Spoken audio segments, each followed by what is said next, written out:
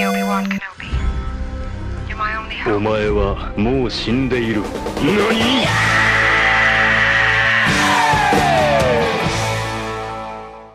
？Bonjour à toutes et à tous et bienvenue dans le Grand Popcast, le podcast de legrandpop.fr qui vous parle de la pop culture d'hier et d'aujourd'hui. Ceci est notre épisode numéro 8 et nous allons de nouveau parler jeux vidéo. Après l'épisode de l'an dernier, nous allons parler de l'E3. L'E3 est mort pour cette année, peut-être l'avez-vous su, on va en parler pendant une grosse heure. Le 3 est mort, vive le 3, c'est ce que nous allons essayer de voir avec eh bien le reste de l'équipe. Je suis moi-même flegmatique et Menro, bonjour, comment vas-tu ? Bonjour à toutes et tous, bonjour messieurs. On est en membre le Grand Pop aujourd'hui, un E3, trois voix pour revenir, bravo, n'est-ce pas ? Ouais. Pour revenir un petit peu sur voilà, un salon qui a fait date et qui est vraiment un marqueur de la culture jeux vidéo, de son ouverture, de ses changements. Donc très hâte d'aborder ce sujet.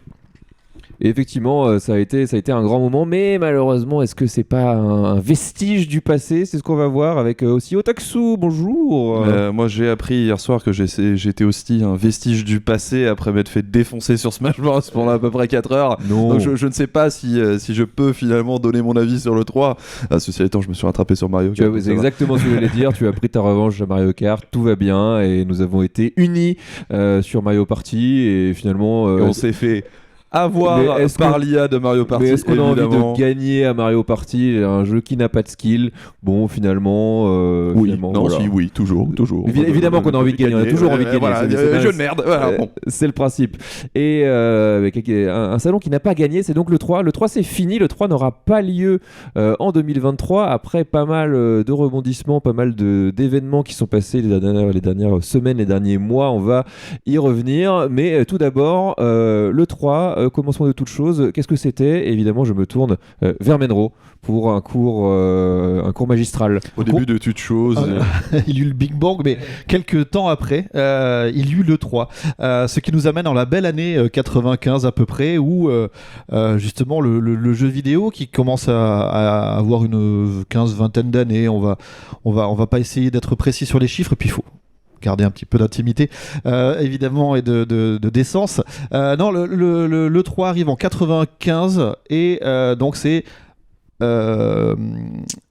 j'ai bugué sur E3, je voulais dire les 3 E, c'était Entertainment Expo. Electronic, c'est ça que j'avais pas. Electronic Entertainment Expo, donc c'était le concept de réunir dans un seul endroit et un seul moment tous les grands acteurs du jeu vidéo pour que chacun puisse venir faire son moment de communication. Alors si je peux me permettre un petit rajout pour donner encore un petit peu plus l'historique, c'est qu'auparavant les constructeurs de jeux vidéo se présentaient au CES, qui est le Consumer Electronics Show, que vous voyez sur tous les sites tech, etc. Mais l'industrie est devenue tellement grande qu'ils ont créé le 3 pour justement avoir leur propre place et le temps de bien en parler. Oui, pour remettre dans le contexte des années 90, c'est vraiment le gros boom du jeu vidéo en tant que vraiment industrie commerciale. On a les premiers gros cartons sur PC notamment, enfin c'est l'époque, moi si je me trompe, mais c'est l'époque Doom, Duke Nukem, enfin on est Quake, on est à fond dedans quoi. Il y a eu l'arrivée de Blizzard et tout ça. Et du coup, il y avait quelques petites, des encarts dans les salons de high-tech.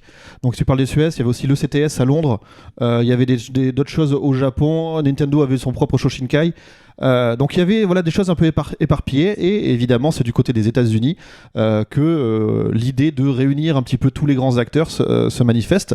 Donc on arrive en 95 et ce salon qui a lieu historiquement au Los Angeles Convention Center de Los Angeles voit le jour et c'est un peu un salon grandiose dans le sens où il y a tous les acteurs qui sont là et chacun rivalise de mise en scène pour faire des booths, des stands, comme ça qui vraiment essaient de mettre en avant toutes leurs nouveautés. Oui, il y avait des acteurs qui étaient là pour représenter les personnages forts. Il y avait toute la côté, tu l'as dit, mise en scène, mais aussi scénographie, quoi. Fallait que ton stand soit décoré aux couleurs de ton jeu et que ça reprenne le thème. Si tu faisais un jeu post-apocalyptique, t'allais avoir des décors un peu qui rappelaient l'univers de ton jeu. C'était le moment où tu ramenais la figure figurine de 3 mètres du dragon titulaire de ton jeu, et généralement aussi de meufs en bikini parce que l'Amérique. Bon, ça, heureusement, c'était aussi cette période-là, ouais, voilà.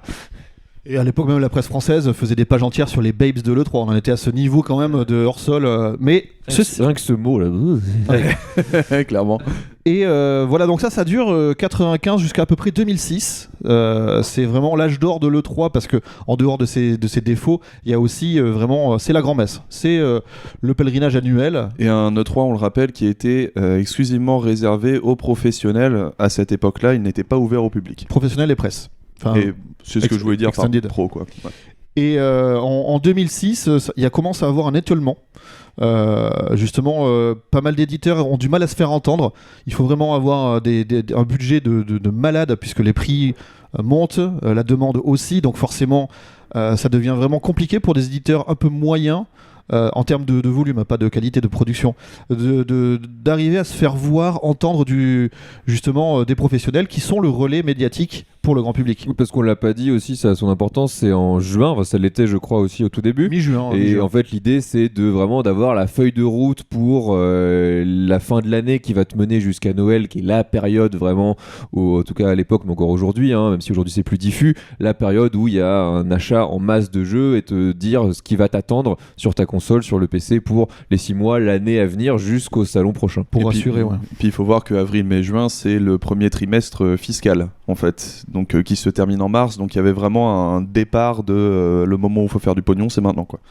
Donc en 2006, il y a vraiment une sorte de grogne qui tend à se généraliser, des menaces de boycott, ce genre de choses. Donc les dirigeants un petit peu des instances gaming états-uniennes se disent ok, on va aller à Santa Monica et on va faire un truc éparpillé dans plusieurs hôtels, un peu plus plus professionnel, avec moins de décadence, moins de n'importe quoi, et vraiment se recadrer sur ce qui fait l'essence même du jeu vidéo, les jeux. Quand tu dis ça, j'ai vraiment en tête les conventions américaines, comme on se les imagine, avec le mec qui va récupérer sa petite inscription où il y a son prénom de marqué dessus, il va le clipser sur sa chemise et tous les gens sont bien habillés, ils vont dans des petites salles de conférence bien proprettes là. C'était totalement l'idée, parce que cet éclatement est venu aussi rapport au fait que les fameuses babes, etc., commençaient à être vraiment très controversées. Donc c'était aussi une période où l'E3 essayait de se racheter une image un petit peu plus adulte face à évidemment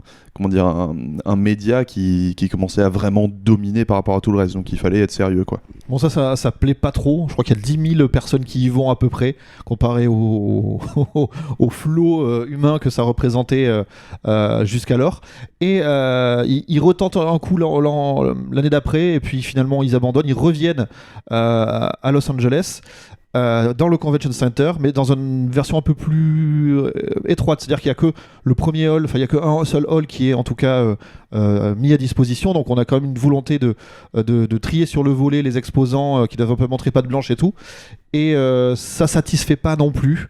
Il y a une petite ouverture au public qui commence à s'opérer à ce moment-là, et bon an mal an, ça va repartir comme en 40, enfin comme en 95, entre ces années 2008 on va dire, et jusqu'à 2015. Où on retrouve un E3 un peu plus à l'ancienne, alors sans les débordements qu'on pouvait avoir dans les années 90. Il y a quelque chose de beaucoup plus professionnel, puisqu'à ce moment-là l'industrie du jeu vidéo elle est devenue la première industrie culturelle à engranger des capitaux, et donc devant le ciné, devant tout ce que vous pouvez imaginer.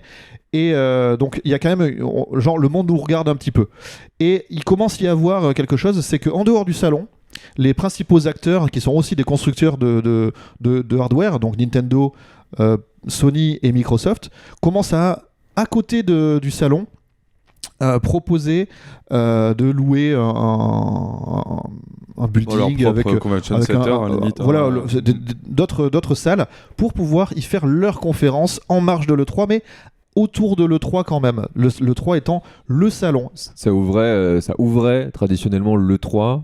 Tu avais les conférences avant l'ouverture des portes du salon en tant que tel, mais pour les observateurs, pour les pros, pour la presse, ça marquait le coup d'envoi de l'E3, mais le salon n'était pas physiquement ouvert. C'est ça. Et donc là, ça a été la montée en puissance de toutes ces conférences qui existaient déjà, mais il y a vraiment une transition entre on vous fait des PowerPoint avec des chiffres, into on fait venir des stars hollywoodiennes et c'est à celui qui aura l'annonce, l'effet d'annonce le plus ouf, quitte à raconter du bullshit. Bah, il y a un gros changement qui a été fait tout bêtement en termes d'accessibilité, c'est qu'il y a eu le streaming tout bêtement de ces conférences-là qui les a rendus déjà visibles à tout le monde, parce qu'auparavant il fallait, je sais pas, regarder des émissions comme Reset sur Canal ou des trucs comme ça sur Canal J pour pouvoir avoir les infos, ou alors aller acheter ton magazine, etc.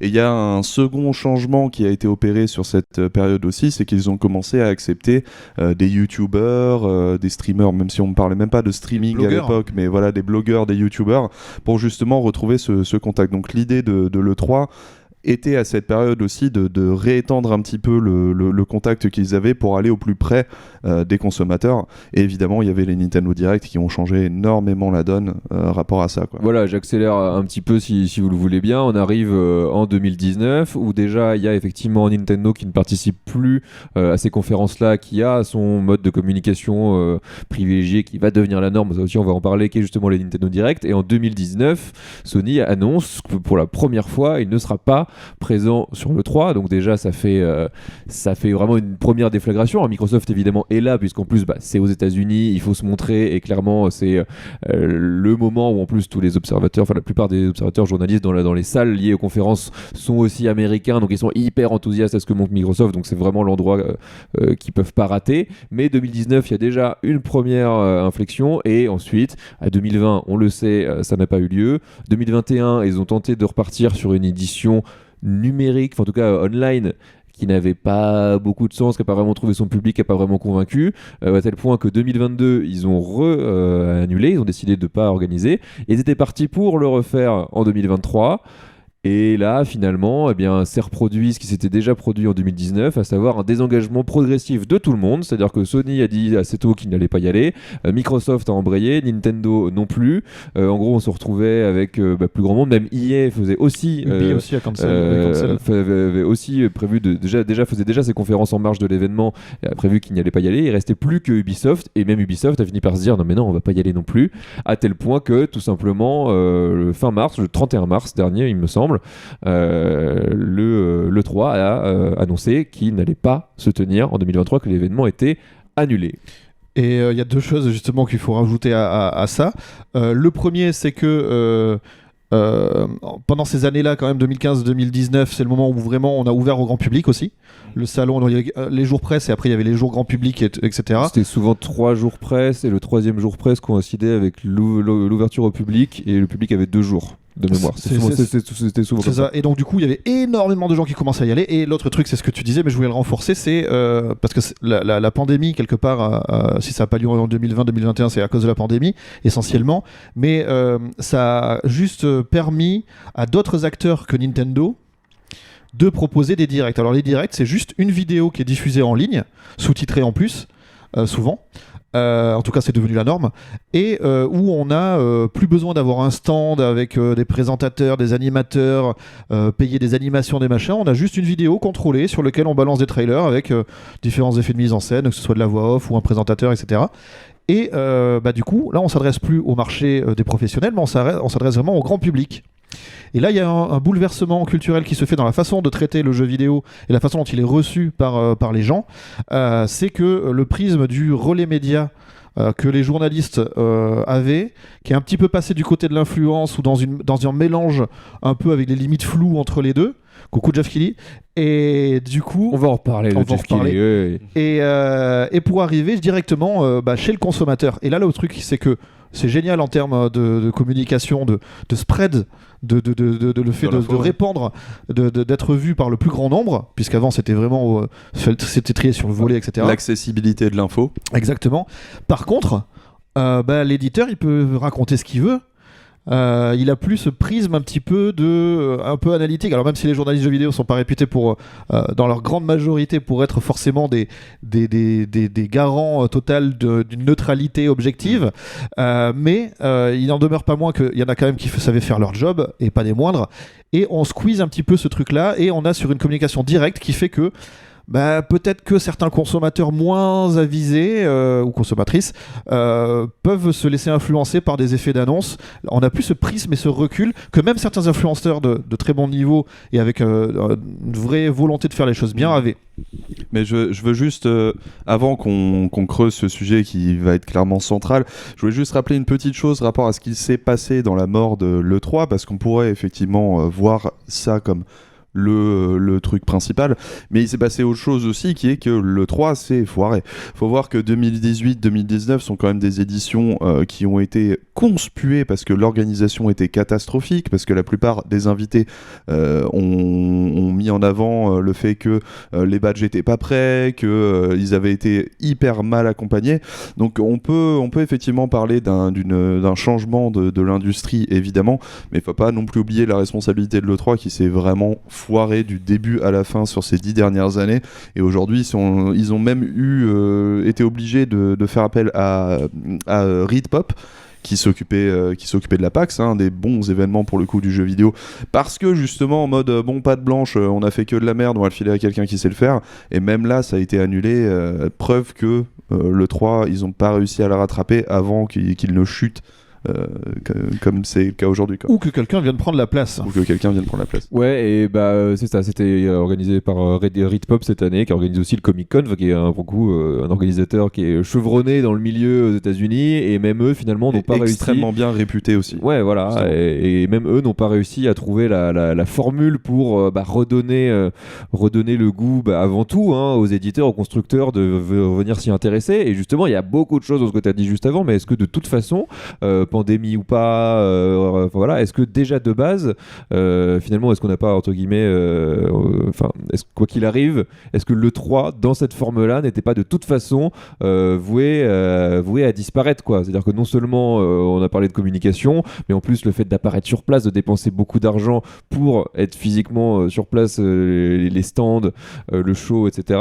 Et en plus de ça, ça demandait à chaque fois un crunch de malade à toutes les équipes d'avoir le trailer qui doit être fin prêt pour le 3, souvent avec très très peu de gameplay, souvent avec des bonnes images de synthèse qui ne représentent absolument pas le contenu final du jeu. Watch Dogs.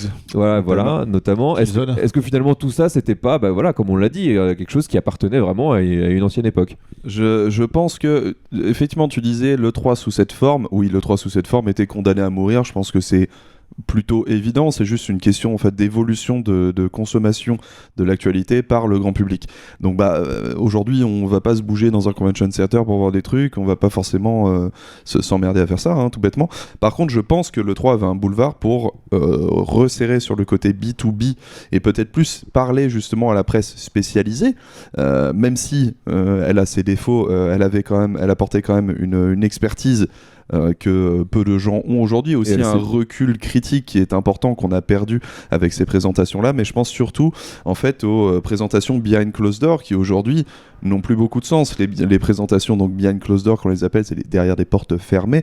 C'est que sur l'E3 il y avait certains jeux qui étaient présentés exclusivement à la presse sur rendez-vous, où clairement c'était généralement pas prêt, c'était généralement un peu pété, mais c'était pas forcément toi qui jouais. C'était pas toi qui jouais la plupart du temps. Moi j'ai fait Cyberpunk comme ça l'année où il a été présenté en Close Door. Voilà, mais c'est aussi l'opportunité pour les développeurs d'avoir des avis construits, pertinents sur la direction de leur développement, pour ressortir des choses potentiellement nouvelles, potentiellement originales. Et ça, c'est quelque chose qu'on perd si on n'a pas un lieu qui est dédié à la rencontre des professionnels. Il y a moins du coup de mélange des expertises de tout un chacun si on n'a pas des événements où tout le monde peut se voir sur un gros truc. Aujourd'hui, il y a la PAX East, etc., qui a un petit peu rattrapé les choses, mais l'E3 a perdu ce truc-là alors qu'ils auraient pu continuer à le propulser. Et surtout, j'ai l'impression que le vrai rendez-vous entre professionnels du jeu vidéo, c'est la GDC, donc la Game Developers Conference, où là, c'est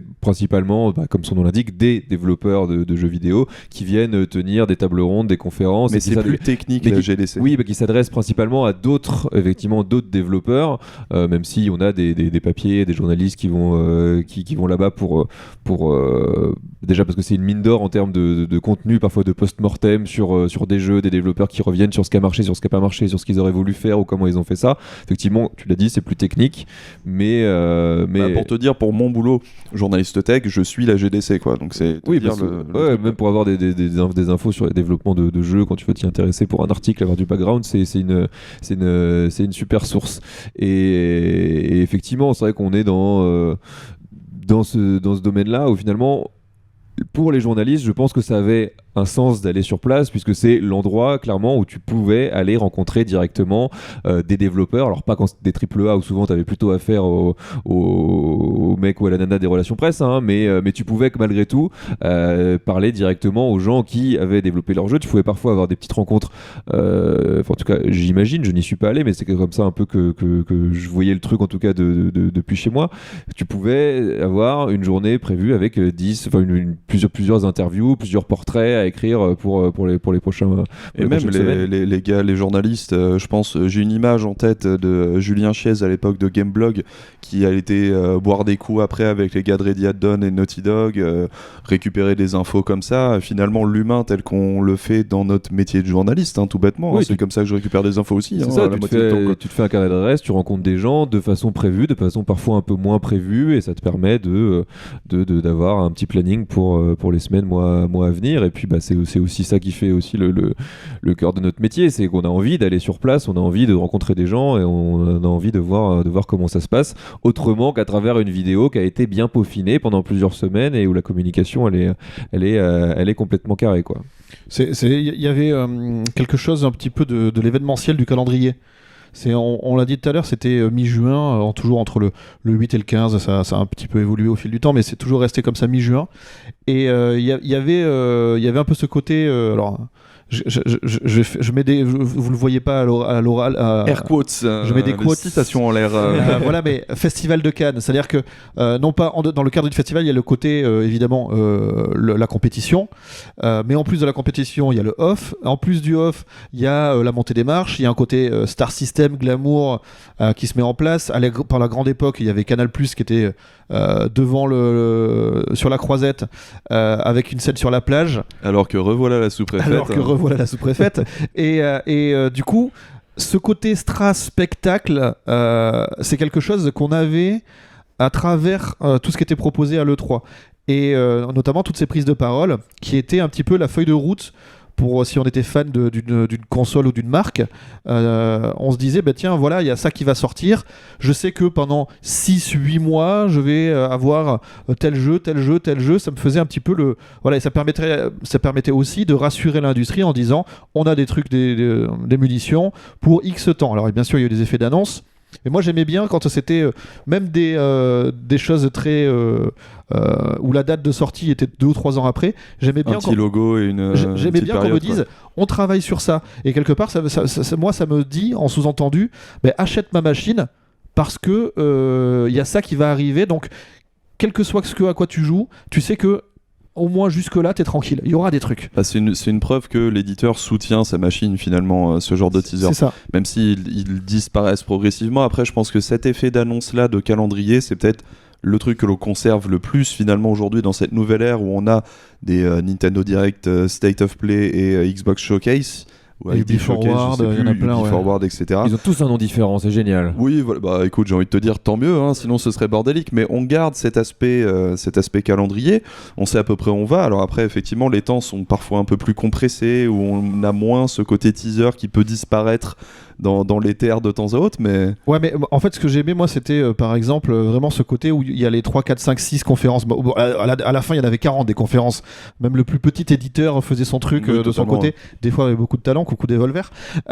Mais du coup, il y avait vraiment un côté endgame. C'est-à-dire qu'à un moment, pendant une période très réduite, il y avait tout le monde qui prenait la parole. Alors oui, c'était un peu une cacophonie, c'était un peu inaudible, mais il y avait quelque chose de se dire, waouh, il y a tout ça qui arrive. Et là, c'était Noël, quoi. C'était Noël. Et là, après, avec évidemment, il fallait que ça évolue, et ça évolue. Les prises de parole, elles sont moindres et plus régulières. C'est-à-dire qu'on va te dire, ben voilà, d'ici les 3 mois qui viennent, il y a ça qui arrive. Et moi, quelque part, je trouve que c'est un petit peu moins magique. C'est ça, je pense, qui va vraiment manquer, c'est le côté où tu avais le rendez-vous, tu avais ta semaine balisée, où en gros tu savais que là, tu allais avoir comme tu l'as dit, ta feuille de route. Et malgré tout, ouais, une cacophonie, je trouve pas. Je trouve qu'on arrivait à s'en sortir plus ou moins bien. On arrivait à résumer par conférence ce qui avait été dit et surtout ce qui nous avait, nous, marqué à chaque fois personnellement, très ce qu'on peu, attendait. mais c'était fun. Oui, voilà, c'était clairement une semaine avec la plupart des leçons, les conférences étaient avec 10 heures de décalage. Donc oui, clairement, on se tapait à Sony 3h du mat à chaque fois. C'était systématique. Mais effectivement, je trouve ça, ça ouais, t'arrivais à avoir une meilleure vision d'ensemble que quand effectivement t'apprends 2 jours avant, bah là, il y a un state of play dans 2 jours, puis tu sais pas trop de quoi ça va parler, puis finalement t'as l'impression qu'à la fin, tu dis c'était quoi l'angle, c'était quoi l'approche, on m'a balancé des trucs. Nintendo fait ça entre guillemets un petit peu mieux dans le sens où eux ils t'annoncent à l'avance que là ça va être les jeux indés, là on va faire sur tel jeu, là on va faire sur tel jeu. Alors parfois il y a aussi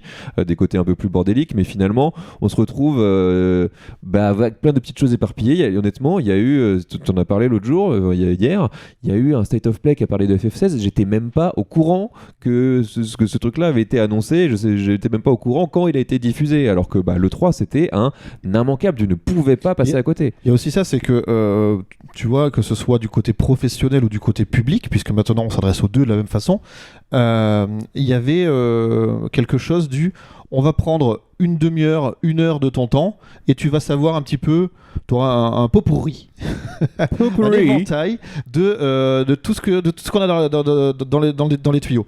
Et là, moi aujourd'hui, je prends pas une demi-heure jeu par jeu où déjà de base, je sais que il y a 2/3 des jeux, j'en ai rien à faire. Alors que si tu me dis on va parler de notre catalogue, je viens pour avoir évidemment les grands trucs, et si tu me glisses tes autres trucs au passage, fine, je vais rester. Et en fait je trouve que c'est dommage parce que vraiment il y a des state of play, des directs, appelez-les comme vous voulez, qui sont balancés. Moi je vais même pas les regarder, j'ai pas le temps d'en avoir autant et de passer autant de temps sur des choses qui sont des fois des seconds couteaux. Et surtout, tu me cales un jeu Ubi ou un jeu EA ou un jeu Activision au milieu d'une autre conférence et tout, à la rigueur je vais peut-être m'y intéresser sur le moment, je dis pas que je vais y retourner et le voir, je dis pas que je vais aller y jouer, mais par contre tu me dis là il y a une conférence Activision, une conférence Ubisoft. Non, quand c'est spécialisé, la conférence Ubi de l'E3, je la regardais parce qu'effectivement c'était dans le cadre de l'E3 et que ça faisait partie du show, mais maintenant vraiment les plus petites communications hyper spécialisées, là d'un coup ça m'intéresse moins. Et puis tu l'as dit, le fait d'avoir le catalogue d'un constructeur, au-delà des petites guéguerres qu'on avait entre nous, de toute façon il y avait quand même ce côté, alors qui c'est qui a gagné le 3, est-ce que vous avez est-ce que tel jeu après coup de cœur, après le parti sur un autre. Il y a quand même une année où Sony a tapé pile dans les fils en balançant sur la même conférence Shenmue 3 de Last Guardian et Final Fantasy VII Remake, beaucoup de jeux qu'on attendait de voir depuis quand même un bon moment. Il y avait un côté émotion qui rentrait vraiment en ligne de compte, avec en plus toute la scénographie qui était faite, là où maintenant finalement c'est toujours plus ou moins la même chose et on est bombardé de jeux qu'on voit pour certains vraiment quelques secondes quoi. Mais après je pense que cette situation est temporaire parce que justement on attendait quelque part finalement la mort effective de l'E3, quelque part la nouvelle ère, et je pense que le Summer Game Fest qui est clairement le show qui a été créé par Jeff Knightley pour tuer le 3. Vas-y, enchaîne. On peut enchaîner là-dessus. Du coup, c'est quoi les alternatives à le 3 justement, je pense que c'est ça. C'est qu'il y a le Summer Game Show aujourd'hui où Jeff Knightley est justement un mec qui est au milieu d'absolument tout le monde, donc il peut les réunir sur un nouveau show. Un show qui est une production plus web quand même, mais quelque part aussi qui parlera peut-être un petit peu plus à une nouvelle catégorie, on va dire, de consommateurs. Est-ce que je peux te couper juste pour te dire, est-ce que tu peux présenter vite fait qui est Geoff Keighley Oui, en plus je dis Knightley tout à l'heure. Geoff Keighley, c'est en fait un ancien journaliste gamer, jeu vidéo, qui aujourd'hui est à la production de plusieurs événements, particulièrement, et j'allais en parler juste après, les Game Awards, et qui, lorsque l'E3 a annoncé pendant la pandémie qu'il ne pouvait pas faire le show, a fait et je fais le mien sur le web, et a réussi à récupérer tout le monde. Donc dans cette période où on en parlait juste avant, l'E3 était décrié déjà de base, il a sorti un show qui était excellent, tout bêtement, du moins en termes d'annonces, etc., parce qu'on se disait peut-être qu'il va jouer les seconds couteaux par rapport à l'E3, ne pas réussir à récupérer des gros trucs. Il y a eu des gros trucs, plus qu'on ne l'attendait, et cette cet événement ne fait que grandir parce que ça récupère les chiffres, etc. Mais surtout, en fait, il y a le Game Awards. Je pense qu'on parlait de l'éclatement quelque part de Cannes, où il y a, tu vois, il y a le ciné, il y a les marches, etc. Mais en fait, je trouve que sur le jeu vidéo, on est en train de construire plus ou moins ça, où t'as les paillettes avec le Game Awards. T'as les annonces avec le calendrier. Voilà, c'est les Oscars. T'as ton calendrier avec le Summer Game Fest, etc. Et je pense que les éditeurs, la plupart, comme on le disait, les Activision ou les Electronic Arts, on va pas forcément aller les regarder tout de suite, ils ont essayé comme ça, mais je pense qu'au bout d'un moment, ils vont avoir besoin justement de cet élan massif qu'avait le 3. Et on le voit un petit peu, par exemple, chez Ubisoft, où du coup, tu vas avoir un événement majeur qui mélange tout le monde, où tu auras ton trailer de 2 minutes, et tu vas avoir un deep dive fait en interne pour les gros fans, de 30-40 minutes, qui va vraiment te parler de tout ça. Et je pense qu'on se dirige vraiment vers ça. Du coup, le seul truc qu'on perdrait, c'est l'exclusivité des journalistes, tu vois, au bout, quoi. D'autant que tu parlais des Game Awards, finalement ça peut avoir un côté, on a dit, je l'ai dit, les Oscars, ça peut avoir un côté entre guillemets juste remise de prix. Non, c'était évidemment beaucoup plus que ça, dans le sens où ça servait justement plus ou moins, encore une fois, ça supplantait aussi le 3 dans des annonces vraiment exclusives avec, là encore, des gros jeux qui étaient présentés en avant-première, avec, là, pour le coup, on remettait la scénographie, la mise en scène au cœur de l'annonce, quoi. C'était pas juste une cérémonie de remise de prix, ça, on avait déjà switché vers ça. Le Game Awards de 2022, donc là, qui ont eu lieu il y a quelques mois, les derniers, particulièrement. C'est-à-dire que là, on a vraiment eu plus d'annonces qu'on en avait eu en juin dernier, pendant le non-E3 et la cacophonie qu'il y a pu y avoir, de savoir si un tel allait quand même prendre la parole en direct ou en state of play, en tout ce que vous pouvez imaginer. Du coup, il y a une transition qui s'opère en plus en fin d'année, donc ça change vraiment un peu la donne. Est-ce que une remise de prix a nécessité de faire autant d'annonces ? Je trouve que c'est deux exercices différents, mais la remise de prix seule suffit pas à créer de l'intérêt. Donc c'est hyper ambigu.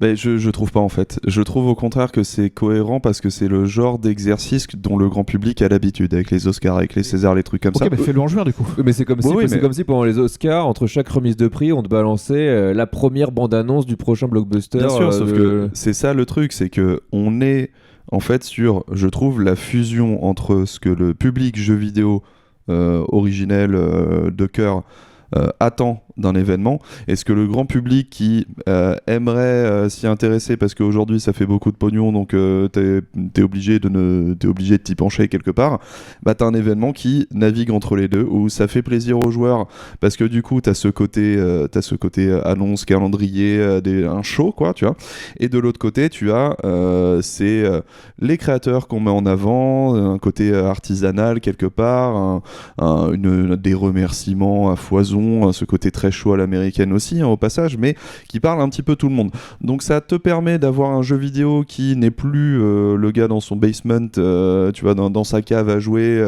gros barbu, etc.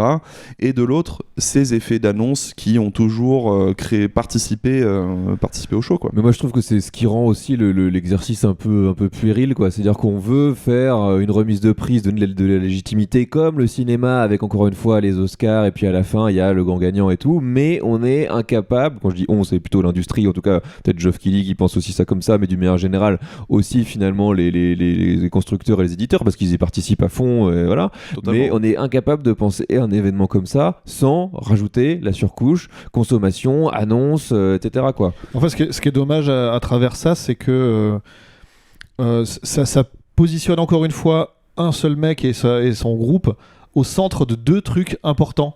Et là, le mélange des genres est tellement important que c'était quelles étaient les annonces des Game Awards. Ah oui, c'est vrai, il y avait des prix aussi.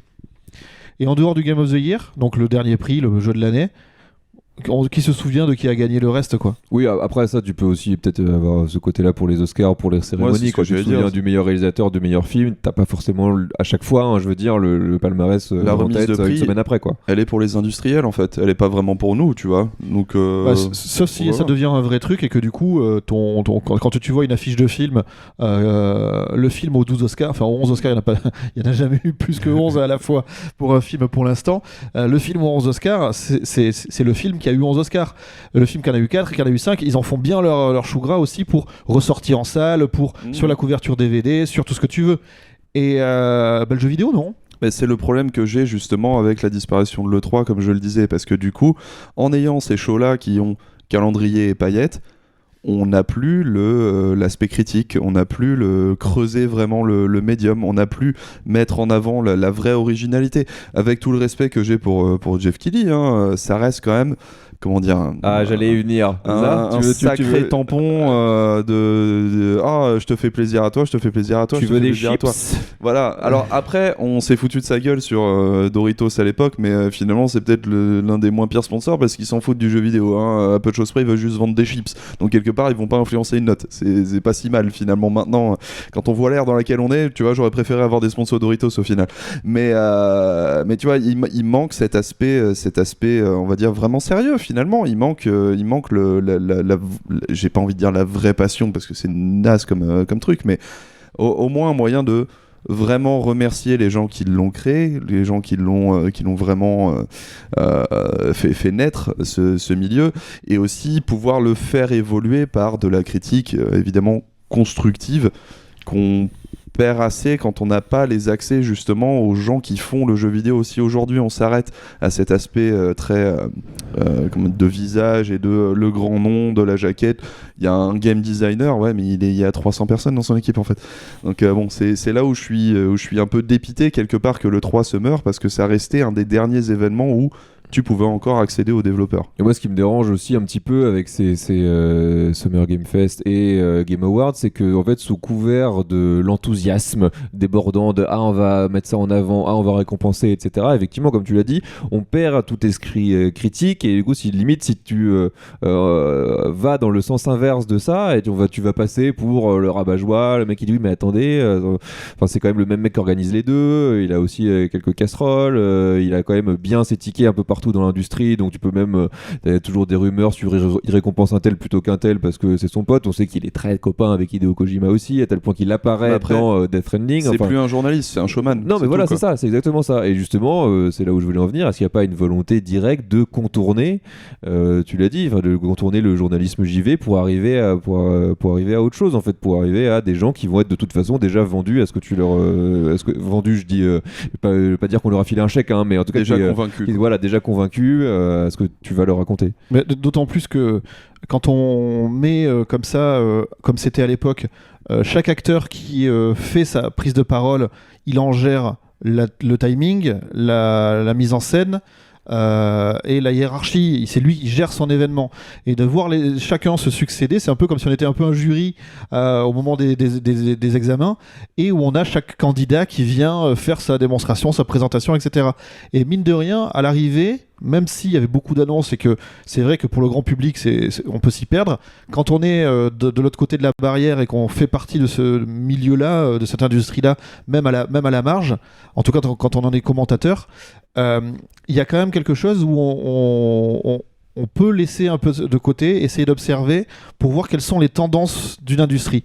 Et là, on est à travers le prisme entièrement orienté d'une seule et même faction, qui est celle donc on l'a dit, du Summer Game Fest / Game Awards.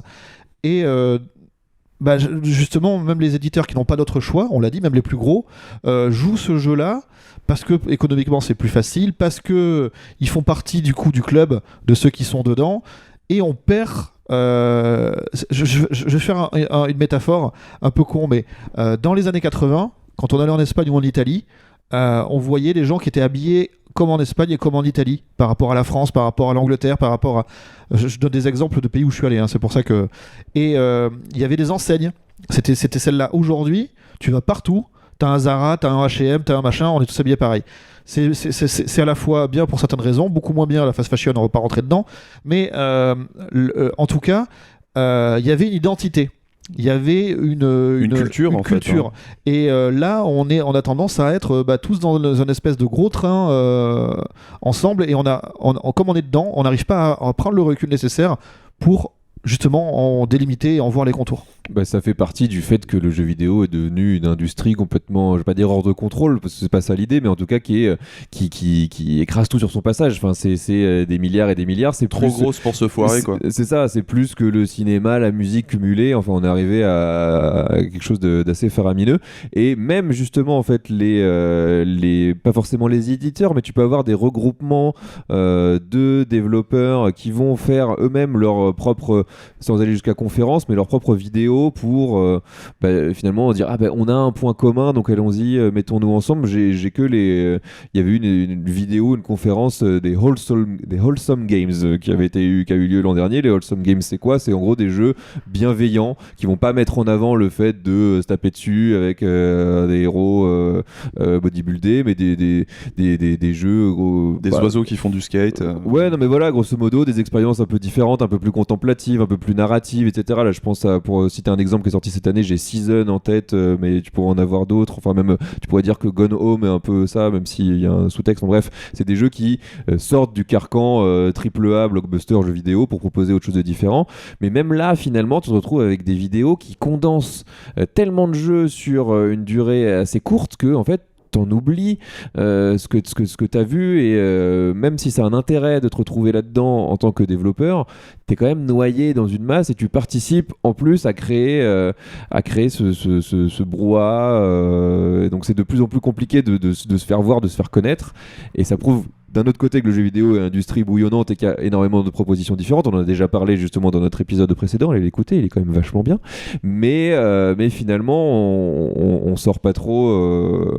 Bon, en tout cas, ça crée pas de solution, quoi. Pour moi, ça rajoute juste du bruit au bruit, quoi. En fait, justement, dans l'épisode, le dernier, celui auquel tu fais allusion, je mettais en avant, personnellement, moi, ma vision, comme quoi il y avait un manque de prise de risque pour tenter des nouvelles choses, ou en tout cas continuer de faire évoluer le média jeu vidéo, même si il y a aussi plein d'avantages dans le jeu vidéo actuel. Voilà, si je synthétise. Et en fait, justement, je trouve qu'il y a un lien entre les deux qui est assez fort. C'est que si on n'arrive pas à prendre un peu de recul pour analyser où est-ce qu'on va, qu'est-ce qu'on fait, on arrête d'essayer de justement enfin, je veux dire, si tu fais pas de post-mortem, t'apprends pas de tes erreurs. Donc on est dans la course, et voilà, il nous manque un peu ce recul, et je trouve que d'avoir un grand moment de communication, d'avoir un an pour le digérer, comme pour commencer à anticiper qu'est-ce qui va arriver, etc. Il y avait une sorte de sinusoïde du monde du jeu vidéo qui était assez saine, je trouve. Une saisonnalité, hein, je veux dire, l'été, l'automne, l'hiver, le soleil fonctionne comme ça, la planète aussi. C'était pas con, je pense, comme plan, plutôt que d'avoir sans arrêt là des trucs comme ça qui font des trucs. Et moi, j'ai tout à fait ta métaphore, je vais faire la mienne. Moi, j'ai vraiment l'impression que c'est un train à vapeur, l'industrie du jeu vidéo, là, et que t'as chacun qui arrive, qui fout sa pelletée de charbon dans la machinerie, et puis le train continue d'avancer, avancer de plus en plus vite, et t'as personne qui se dit, à un moment donné, là ça va, c'est une ligne droite, tout se passe bien, à un moment donné, peut-être y avoir un virage, peut-être falloir qu'on ralentisse, peut-être falloir qu'on trouve puis si on va de plus en plus vite, il y a peut-être à un moment donné, le bordel, il va peut-être surchauffer, enfin voilà, il y a vraiment cette idée d'avancer à toute vitesse. Je pense que, grosso modo, ça marche, hein, c'est même pas une question, en fait, hein. Évidemment que ça cartonne, évidemment que tout le monde y trouve son compte. Et si on faisait un pique-nique à un moment, c'est juste ouais, ça, tu vois. Puis on peut ralentir aussi pour admirer le paysage, hein. Enfin voilà, hein. Regardez, il y a un joli pont là à côté. Ouais, mais on est encore une fois sur une industrie où je sais pas combien de millions de joueurs on a aujourd'hui, mais les satisfaire tous, c'est compliqué, et on est du coup sur ces espèces de spécialisations dont on avait déjà parlé. On parlait par exemple de petits événements, etc. Il y a eu le Indie Game Showcase de Nintendo, mais il y a aussi eu un événement E3-like indépendant, organisé par une structure indépendante, à savoir Kind of Funny Games à l'époque, qui est une structure relative à la presse. C'est un ancien d'IGN, c'est bon, voilà, on va dire relative à la presse, mais il y a aussi cette liberté maintenant de pouvoir créer des événements quelque part à partir de rien, avec les moyens du bord, qui te permettent de parler à des gens extrêmement précis. Maintenant, voilà, c'est toujours finalement les deux socles de la balance, qui est que on a perdu énormément de choses, on en a gagné d'autres aussi. Où est-ce qu'on va trouver le positif ? Moi, c'est pour ça que je reviens toujours quelque part à cet aspect critique perdu, c'est que c'est vraiment le seul truc qu'on n'a pas réussi à retrouver, quoi. Où il n'y a pas on l'a perdu, mais il n'y a pas de contrebalance, quoi. T'avais déjà ça, je rebondis à ce que tu disais juste avant, t'avais déjà ça à l'époque sur la fin de la période de 3 avant 2019, peut-être entre 2015 et 2019, où il y avait justement tellement de jeux déjà et tellement d'éditeurs, et je pense que les prix aussi des stands avaient flambé, que t'avais des éditeurs, des développeurs indés, notamment Devolver, mais qui se regroupaient sur le parking à côté ou en face du Convention Center, et qui se faisaient leur petite présentation, leur petit salon entre guillemets à eux, quoi. Et finalement ils attiraient comme ça des journalistes qui avaient envie de voir autre chose, et entre deux merguez et puis peut-être une Coors Light, t'avais effectivement ton développeur qui te présentait le jeu, et ils avaient PAX, réussi. si je ne m'abuse, c'était l'origine un peu de l'événement, hein, de retrouver ce côté indé, le parking de l'E3, quoi. C'est ça, où il y avait déjà eu des propositions qui allaient dans ce sens, même si c'était plus à destination encore une fois des pros. Je pense pas que c'était quelque chose ouvert au public, mais encore une fois voilà, t'avais ce côté contact, discussion, etc. Après, pour recadrer un peu plus là sur notre sujet de l'E3 en lui-même, il faut quand même garder en tête que le salon en lui-même, ça restait quelque chose de très réservé. Genre, ce qui se passe sur les stands, c'était quelque chose qui était quand même très réservé à la presse, aux influenceurs, aux blogueurs ou aux professionnels. Et même si le grand public a eu accès sur la fin. Et qu'ils ont repensé le truc attraction à ce moment-là. Mais ce qui a retenu, et si demain je vous demande, ou si tout à l'heure je vous demande, c'est quoi votre meilleur souvenir de l'E3, c'est quoi votre Ne pire. spoil pas mes questions. Non, ce que je veux dire, c'est que Incroyable ça. ce que je veux dire, c'est que les souvenirs qu'on a, ils sont liés aux conférences. Et les conférences, en fait, elles étaient déjà un peu en dehors de l'E3. Donc, est-ce que l'E3 est mort, vive l'E3 ? Que ce salon, ce stand, cette multiplication de stands pour tester manette en main les jeux s'arrête, c'est un peu normal à une époque où, après la conférence, on va te dire, et c'est disponible sur le store en démo jouable. Ouais. Et donc ça, on peut le sortir effectivement du truc et arrêter ça. Mais est-ce que pour autant, il faut arrêter d'avoir ce qui, depuis, si je regarde juste tous les échanges qu'on a eus, on a un truc commun, c'est d'avoir ce moment de parenthèse de communication. Et là, on a un peu mélangé les deux, mais c'est normal parce qu'on parle avec beaucoup d'enthousiasme. Mais donc supprimer le salon avec tout ce qui est de l'ordre de on reçoit du public pour tester des choses, quelque part, c'est pas grave. Mais est-ce qu'il faut jeter avec l'eau du bain aussi ces grands moments de communication, ces conférences, qu'elles soient en ligne ou dans des salons, dans des parce que le Summer Game Fest, c'est retransmis en ligne, mais ça reste dans un théâtre avec de l'animation. Mais c'est une production vidéo. Les Oscars, c'est une production pour les gens qui sont sur place, mais c'est streamé, c'est diffusé. Donc, il y a peut-être quelque chose qu'on peut espérer de garder comme ça un truc à un moment donné. Et moi, j'aurais tendance à préférer que ça se recondense un petit peu avec des effets d'annonce. La culture de l'attente, c'est bien aussi.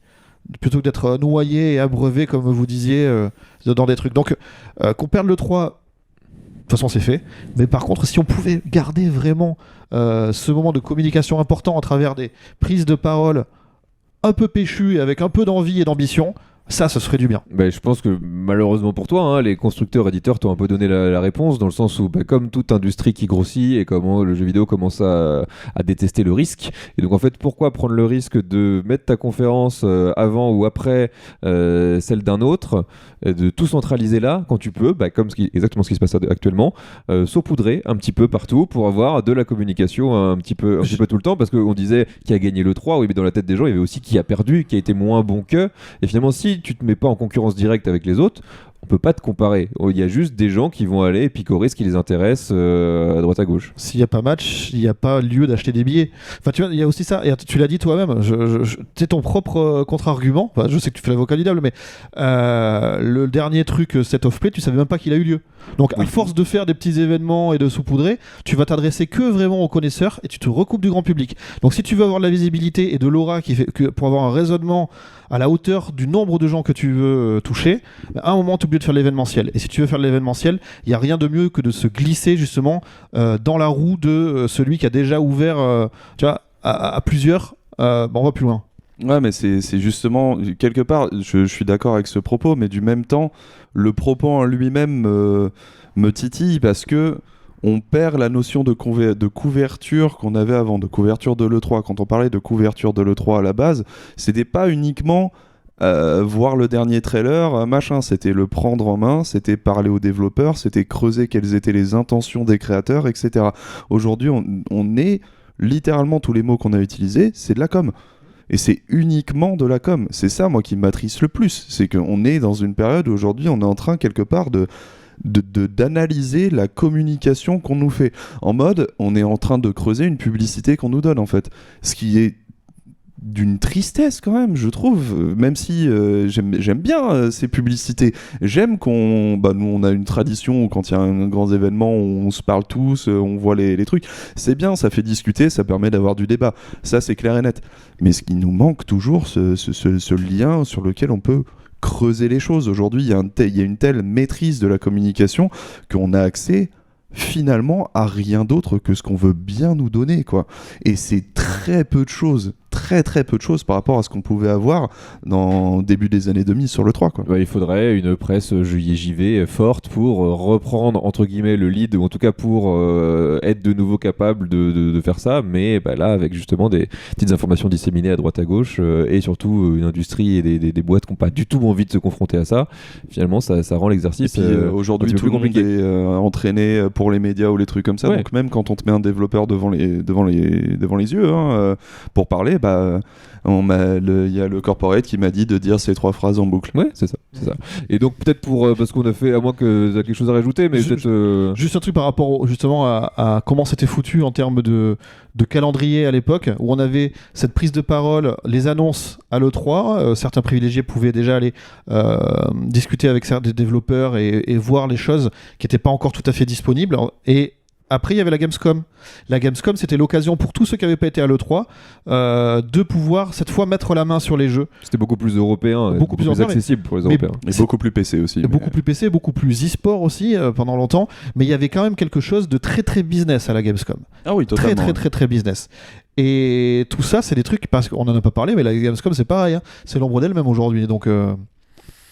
Et donc peut-être justement je pense qu'on a bien bouclé là-dessus, on a bien fait le tour. Donc peut-être pour ceux qui étaient sur une note un petit peu plus positive, un petit peu plus nostalgique, on a tous ici couvert le 3 en plusieurs années. On a bossé tous dans la presse jeux vidéo. Donc est-ce que déjà, je pense qu'on est tous d'accord pour dire qu'on aimait plutôt ça. C'est ce qui ressort quand même globalement de la discussion. Carrément. On aimait le 3. Bon, semaine de folie où tu vis de nuit, c'est l'été, exactement tout ça. Donc est-ce que vous pouvez me sortir vos meilleurs souvenirs liés à l'événement? Et Menro, je me tourne vers toi d'abord, puisque tu es le seul de nous qui a eu la chance d'y aller. C'est vrai.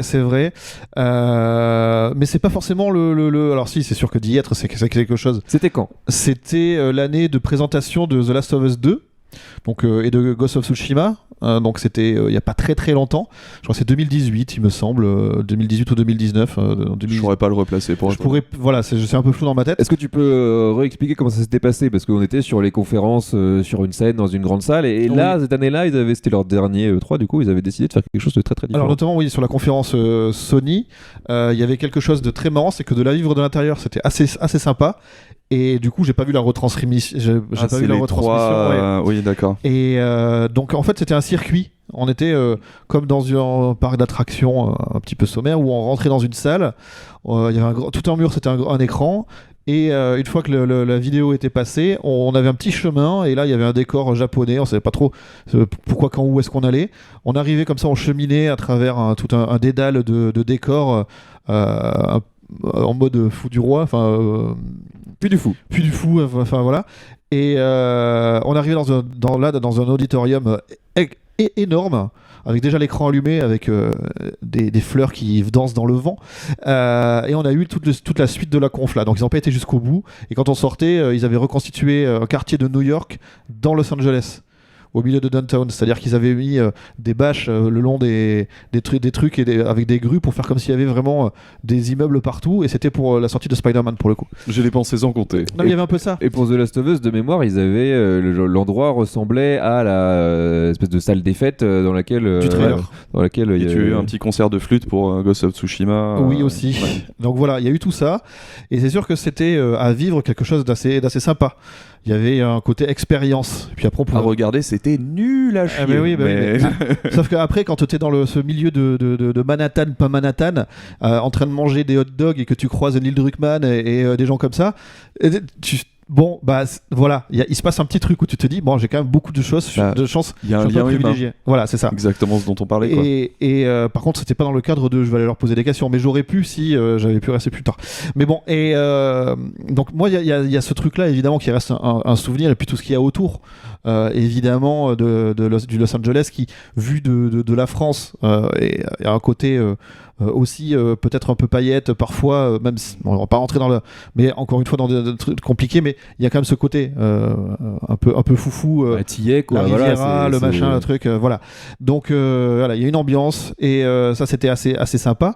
Mais au-delà de ça, si moi j'ai un souvenir qui vraiment j'avais trouvé marquant, c'était un E3, je crois qu'on était ensemble au Tax à l'époque où on avait couvert ce fameux E3 où il y avait eu toutes les annonces de la Xbox One, il me semble, où en fait c'était que la pub TV Sport, TV Sport, TV. 2013. Et derrière, évidemment, la console qui devait être tout le temps en ligne, où tu ne peux pas prêter tes jeux et tout ça.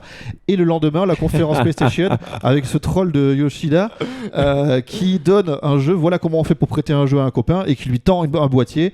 Et l'autre, il repart, il dit merci. Et donc, en annonçant le prix de la console 100 balles moins cher, voilà, cette espèce de up and down, de question-réponse, avec Smash. Avec cette com tellement japonaise, juste un plan fixe où le mec se regarde, il lui tend vraiment en se baissant. Avec des ferments.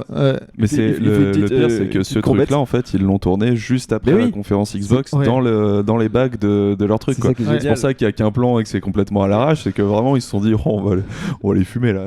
Et tout le monde s'est rappelé de ça. Et donc là, si tu posais la question qui a gagné l'E3 cette année-là, c'était clairement Sony, rien que pour ça. Et qu'en plus, à part les ricains ça n'intéressait personne de savoir qu'il allait avoir. Tu pouvais regarder la télé, regarder ESPN sur ta Xbox One. Oui, parce qu'en France, nous, on avait déjà la triple play, c'est ça qu'on dit. Oui, Internet, c'est-à-dire que nos box faisaient déjà tout ça. Donc, bon, voilà. Donc, moi, si j'ai deux souvenirs, c'est vraiment ça, puisque celui dont tu as déjà parlé tout à l'heure, je pense que vous allez en parler. Donc. Vas-y, je t'en prie. Non, mais moi, c'est marrant parce que c'est pas du tout quelque chose que j'allais aussi un peu répondre ça parce que c'était le premier E3 que j'avais couvert cette année-là quand j'étais stagiaire chez Gamecult. Et évidemment, il y a aussi le 3 l'année suivante quand on bossait chez Eclipsia où là, c'était vraiment vivre l'événement vraiment en temps réel et avec en plus des débriefs plateaux, etc. Avec une vraie rédac, plus la télé, être vraiment au cœur du truc. En mode envoyé spécial. On avait fait des super bons chiffres, etc. Enfin, c'était quand même un super souvenir, malgré ce qui s'est passé ensuite. Mais finalement, moi, un souvenir que j'ai, c'est pas une conférence auquel j'ai assisté, donc ça peut paraître un peu bizarre, c'est un peu un souvenir par procuration.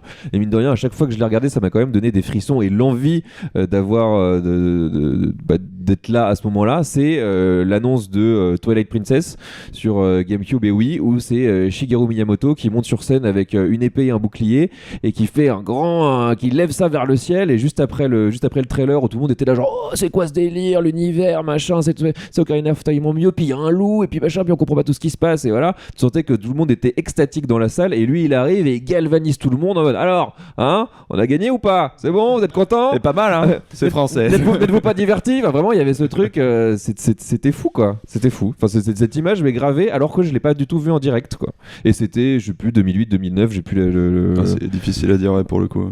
Ça me fait penser juste, c'est pas une mémoire particulière, mais il y a ce grand jeu quand on regarde les confs, qu'on est à plusieurs on sait qu'on va devoir prendre la parole dessus après, que ce soit à l'écrit, en vidéo, etc. Donc on se fait des notes et tout. Il y a le jeu il y a une note de musique, il y a un écran, on n'a pas encore eu le logo du studio qui pif ce que c'est en first à chaque fois. Et moi je me souviens d'une année où on comptait les points sur un tableau blanc en off. C'était marrant. C'est plus ou moins lié à un de mes meilleurs souvenirs de couverture, parce que c'était justement ce fameux E3 où il y a eu FF7 Remake, Shenmue 3, Last Guardian qui avait enfin sa date de sortie, etc.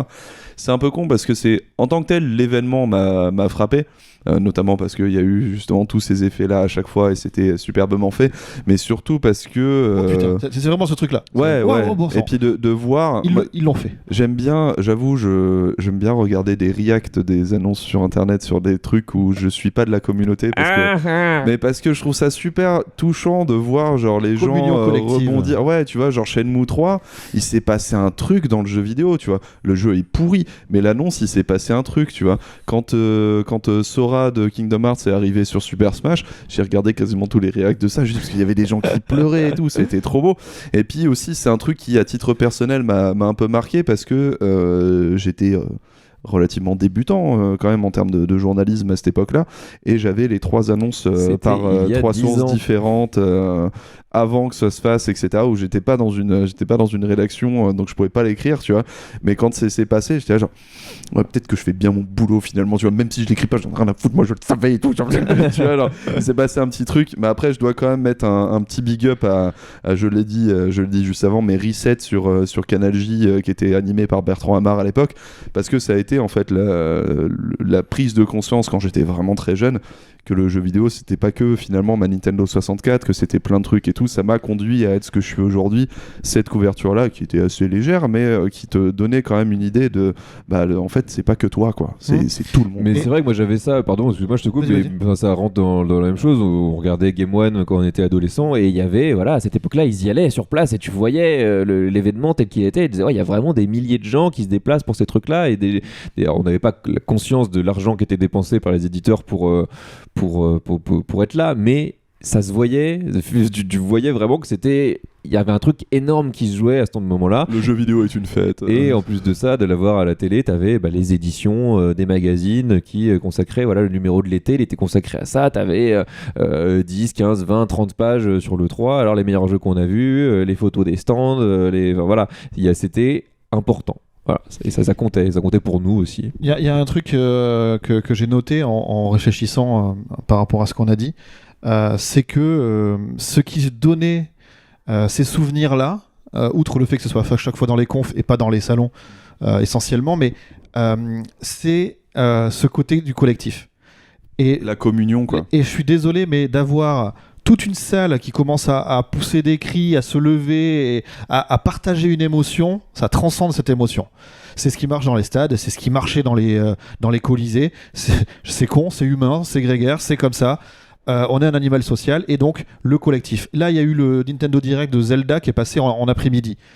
Moi, là où je bosse, il y a eu à un moment, on s'arrête, et on a tous regardé le trailer en même temps. Et c'est le waouh, les effets de... Voilà, qui ont fait le truc. On l'a dit tout à l'heure, nous, quand on regardait, quand on était chez nous, on s'en parle sur les conversations, etc.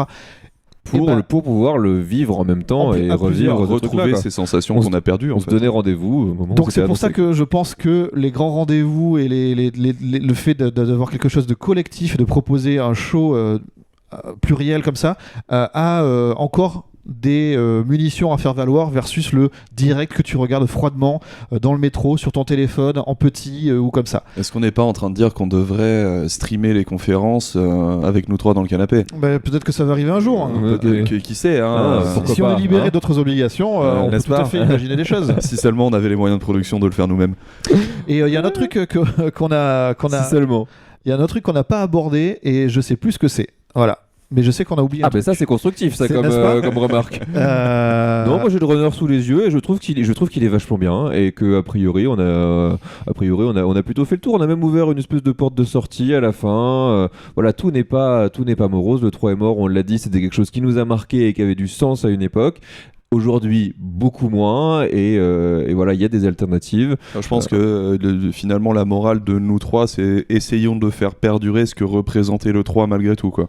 C'est ça, ouais, et puis surtout, essayez de retrouver vous aussi ce sens du collectif, quoi. On a fini avec cette espèce de guéguerre Microsoft contre Sony contre Nintendo, même si mine de rien, ça apportait toujours un petit peu d'émulation, et puis voilà, même dans les rédacs entre pop, il y avait toujours entre potes, il y avait toujours ces petites piques gentilles qui étaient balancées, n'est-ce pas hein. Mais entre grands pop. Maintenant, on est tu sais, comme deux clubs rivaux, mais où ça se tapait dessus, et au bout d'un moment, c'est l'adversaire qu'on respecte. Tu vois, aujourd'hui, on s'en fout un peu et on est plus là pour le spectacle, mais de continuer à titiller comme ça en touchant du doigt le point sensible, c'est toujours un peu rigolo quand même. Un arc de shonen, tout ce qui est le plus classique finalement.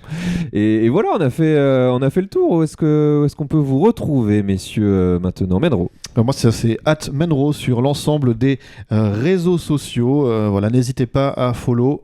et je vous répondrai avec plaisir. J'ai beaucoup aimé ta dernière vidéo TikTok, là, celle où tu danses comme ça, là. Elle était vachement bien. Ouais, je fais ça, oui. Je suis habillé en comment il s'appelle, en Tails de Sonic en plus. Donc Me donne pas des idées pour un montage claqué, toi. surtout Sonic, j'en ai un peu rien à faire historiquement, donc. Et Otax, toi qui fais le malin. Bon, on peut vraiment me retrouver sur youtube.com/otaxu, OTAXOU, Fais ta pub, fais ta pub, fais ta où pub.